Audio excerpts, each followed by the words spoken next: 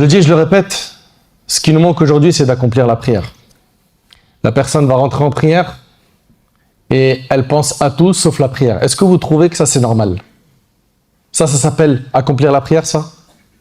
Il rentre en salat, Allahu Akbar, il est censé avoir tout jeté derrière son dos. Il est en dialogue privé avec Allah. Le prophète alayhi salatu wassalam, a dit que le moment où le serviteur est le plus proche de son Seigneur, c'est quand il est prosterné. La prière, c'est un dialogue privé avec Allah. La prière, notre bien-aimé Mohammed alayhi salatu wassalam, il disait à Bilal, apaise-nous par la prière au Bilal. Le prophète alayhi salatu wassalam, il a vu le prophète Moussa dans sa tombe en train de prier. Et Cheikh l'Islam Ibn Taymiyyah rahmallah, il dit que la prière des prophètes dans leur tombe n'est pas faite par obligation, mais par pur plaisir. Tellement les prophètes ont pris goût à la prière, même dans leur tombe, ils font la prière alors qu'elle n'est plus obligatoire.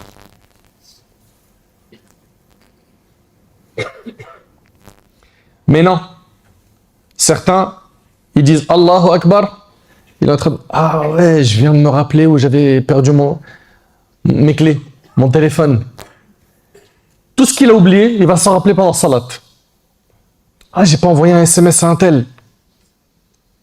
Et là maintenant, sa seule envie, c'est quand est-ce que je vais finir vite cette prière pour envoyer mon SMS. Ça s'appelle accomplir la prière, ça?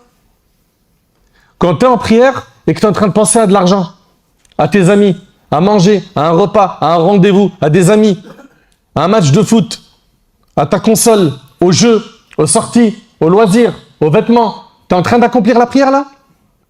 As-tu oublié que le prophète alayhi salatu wassalam, dans le hadith rapporté par Abu Daoud, il a dit l'homme peut prier et en fin de compte, seulement 1/10, 1/9, 1/8, 1/7, 1/6, 1/5, 1/4, 1/3 ou encore la moitié de sa prière sera acceptée. En fait, Allah tabaraka wa ta'ala, il va accepter de ta prière les moments où tu étais concentré. Venez maintenant, on fait un bilan avec nos prières, on les scanne. Tu es concentré à combien de pourcents dans ta salat? 70%? Tabarakallah. 80%? 100%? Ou bien 10%? Ou bien 5%?